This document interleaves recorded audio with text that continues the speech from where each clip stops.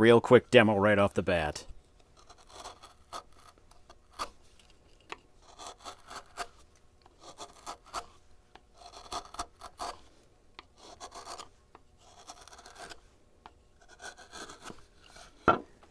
Nope.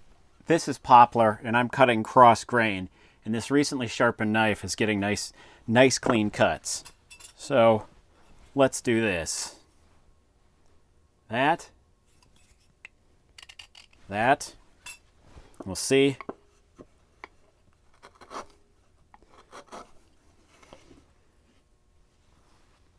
Now if you'll notice, this stuff has got a lot of tear out, even after that small amount of damage. Watch.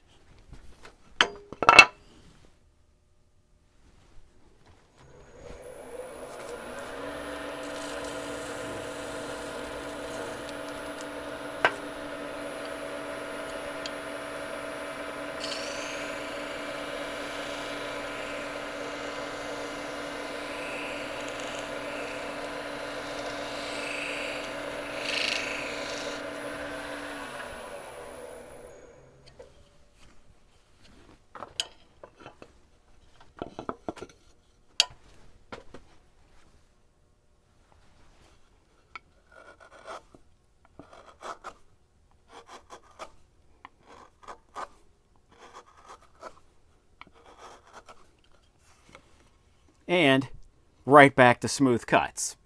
There you have it. Okay, now that I have your attention, this is the Koch Sharpening System. This type of sharpening is called thermal-reactive sharpening, also referred to as thermo-reactive sharpening. And as you've just seen, you can get a razor-sharp edge in only a few seconds. I'll explain why my setup looks like it does, but to make any sense, my explanation needs some context. Also, I've provided links to everything presented and talked about in this video down in the description box. Now, I'm doing this video in large part as a public service. In my opinion, this amazing way of sharpening has not been well publicized or marketed in the United States, and as a result, a lot of people who could and would be using this in their shops just aren't.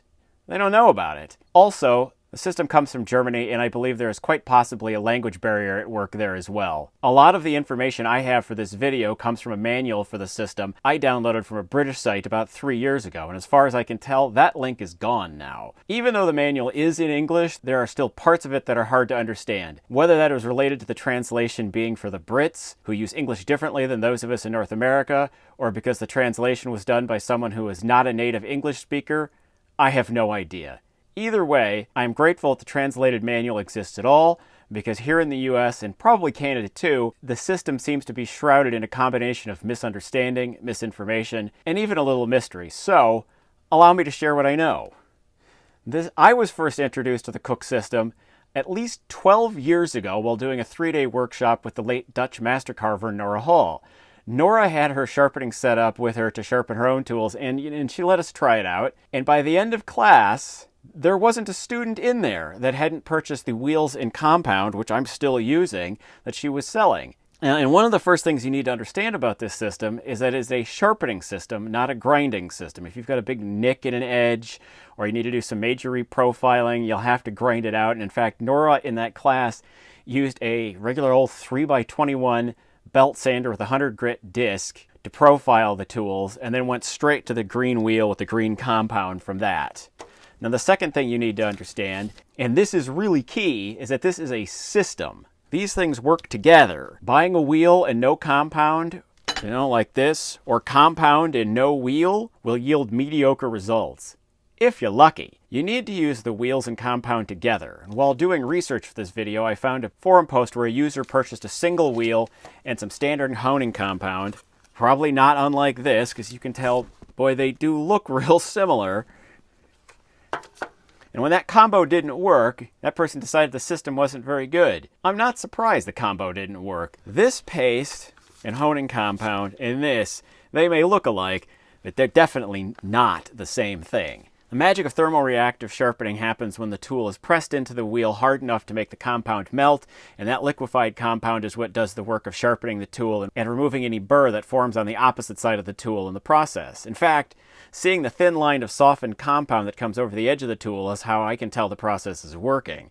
Together, the compound and wheel also do a great job of removing any excess heat generated during the sharpening process, and you never have to worry about overheating your tools. Now, if you buy the complete system as it's typically sold in the US, that system comes with a motor, long arbors extending from either side, 4 different wheels, and 2 types of sharpening compound. I personally have never used anything but the green wheels with the green compound, and I'll explain why later in the video when I go over this kind of kooky looking setup I've got here. The wheels that come with the full system are green, yellow, red, and blue. The green and yellow wheels are the same. They're just different colors, so you can tell them apart. The red and blue wheels are also the same type of wheel and are also different colors, so you can tell them apart. The difference between the green and yellow wheels and the red and blue wheels is that the red and blue wheels are harder than the green and yellow wheels. That's it. Now the principle here is that the wheels are used in pairs. One wheel for curved tools, kind of like this, so they're a little curved, and one wheel used for flat tools, like this chip carving knife. The wheel used to sharpen the curved tools will eventually acquire a slightly concave surface and not be effective for sharpening flat tools, whereas the tools used only for flat tools will, of course, stay flat. Having different colored wheels makes telling the curved tool wheel from the flat tool wheel easier. Hypothetically, if you have the full system, you would use a green or yellow wheel with the green compound, followed by using one of the harder red or blue wheels with the finer grit blue compound for final polishing. And the blue compound is actually a very light blue. It's not dark blue, just, as a point of information. And here's where things actually get kind of interesting. Back when I took the carving class, Nora didn't sell anything but green wheels and green compound, which is what I've got. She didn't think anything else was necessary, and that's why to this day I've only used green wheels and green compound. Now, unfortunately, Nora herself passed away in 2011, but one of her sons still maintains norahall.com and still only sells green wheels and green compound. Apparently, you can also use either compound on any of the 4 different wheels and get excellent results because it's the compound that determines the degree of polish. Just whatever you do, don't mix the compounds on the same wheel. Once a wheel has been used with one of the 2 compounds, that wheel needs to stay dedicated to that type of compound. Of course, if you only have green wheels and green compound, that's just one less thing to worry about. Now, at this point, I suppose some of you are wondering, well, what's the catch if it's so wonderful? And I'll tell you, there are a few, but most of them are pretty minor. Now, first off, the system can appear expensive. If you don't know how incredibly well this sharpening system works, this is understandable. At first glance, I can see how the parts, basically the wheels and the paste, could be mistaken for some expensive natural felt wheels and polishing compound from Germany. And then finding information about how the system actually works does take some digging. In fact, when I did research for this video, I knew what I was looking for, and I knew the words typically used to describe the system, and I still had to do a fair amount of work. And even then, many of the videos that I found look as though they were dubbed off an old VHS tape, or if they're newer and done by an independent woodworker, they're not in English, and I don't speak French or German. Secondly, the wheels must rotate away from the user. Away, like this. Not like this, like a typical grinder, but away. And also, the typical grinding system in the United States, which rotates at 3,450 RPM, it's spinning too fast. Now, even if you have a low-speed grinder, you're lucky, that operates at, say, 1,725 RPM or even less, if that grinder can't be operated in a way that has the wheels rotating away from the user, forget it. It just won't work. In fact, the tool will dig in and gouge and wreck your wheel, and the wheels are kind of expensive. You don't want to do that.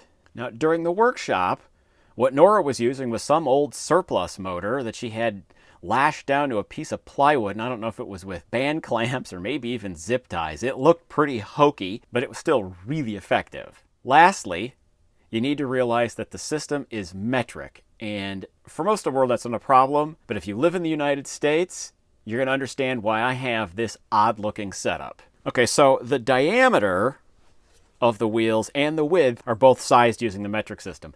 That's not a big deal. The hole in the wheel, however, is 12 millimeters. And from what I've seen, in the US, the system is always sold as having a half-inch compatibility. Now, 12 millimeters and half-inch are not the same. 12 millimeters is slightly smaller than half an inch. This is a half-inch bolt. Nope. Nope. Doesn't work. And, well, frankly, just shove it in there is not a good way to go with this. It's It's really not a good way to go with a lot of things, but that's another story. Now, the setup I've got here is one that I use on a lathe. And conveniently, this lathe has a reversing function, so it will spin in this direction, not just in this direction. But what I've got here is a Beal Collet Chuck. Now, I've got the 3/8 collet in there, and it's holding a 3/8 bolt, and all that bolt does is just keep this from flying around if for whatever reason it comes loose. You can actually get other collets from this. It's a standard ER32 metalworking collet, and someplace like MSC, which you can find at MSC Direct, they sell those. I often thought what I should do is get a 12mm collet and put a 12mm bolt in that chuck, but the problem with that is you need to make sure that the wheel is spinning in a direction that doesn't spin the nut loose, or you need to find a 12mm left-hand threaded bolt in the United States. You have fun with that. And the other piece of this is the one-way live center and this cone, which comes with that. And I'm just able to put this over there, center it,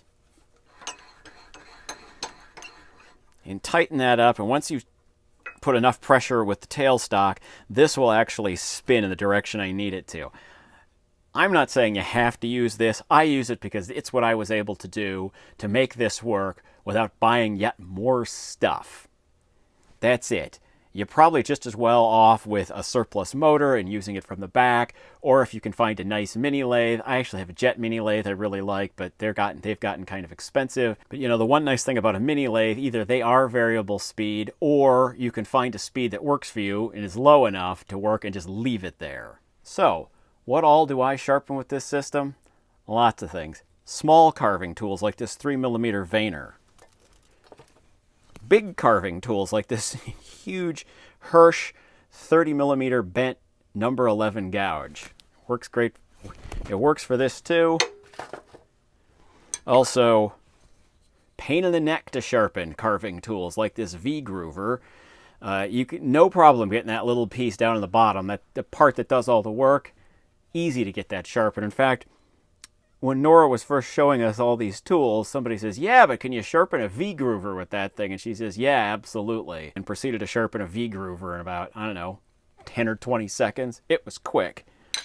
I also sharpen flat things, like chip carving knives, this, and this terrific laminated steel skiving knife that I got from bootmaker Lisa Sorrell. If you do any leather work, and you work on somewhat soft leather and you've had to use one of these things, you already know that this sucks for chrome tan or even soft veg tan. It's just, you know, they're not very effective for most things.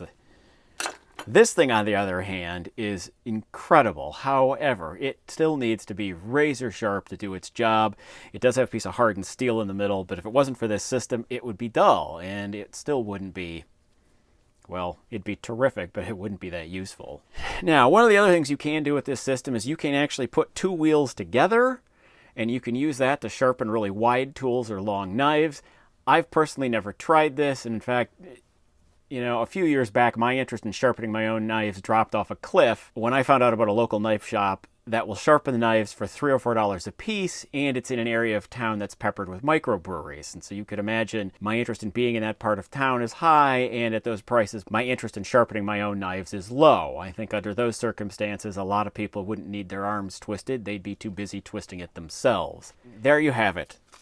The Koch Sharpening System, invented by German carver Kurt Koch, which is, in my opinion, the best carving and small tool sharpening system in existence. Thank you if you've been watching this long and you've gotten this far. I'm sure that if you buy the green wheels and the green compound like I did, you won't regret it. Not for a second. In fact, it would be a real loss if this system became unavailable in North America. I'm recording this in early November of 2020, and right now, norahall.com still has the green wheels and the green compound listed for sale. Woodcraft.com has also sold the whole complete system and then all the different wheels and compounds individually. They've done that for several years. However, when I checked just before recording the video, woodcraft.com appears to be clearing out their stock of merchandise from the Koch Sharpening System. That's a bummer. I don't know if they've given up on the system and are clearing out their excess inventory, or if this godforsaken coronavirus has seriously messed up the supply chain. Your guess is probably better than mine. I really hope the system components will continue to be available here in North America. I still want to try out the blue compound and one of the harder wheels. I think wood carvers woodworkers and leather workers owe it to themselves to give this system a shot. Other sharpening machines like Tormek, they're terrific tools, but when it comes to sharpening edged tools that need a super sharp blade and doing it really quickly, nothing has anything on this system. It is just simply the best. Thank you very much for watching this, folks. If you like this video, please give me a thumbs up, comment, subscribe, and watch another video. All those things help this channel grow, and I do appreciate it. Now, go make some shavings, and I'll see you in the next video.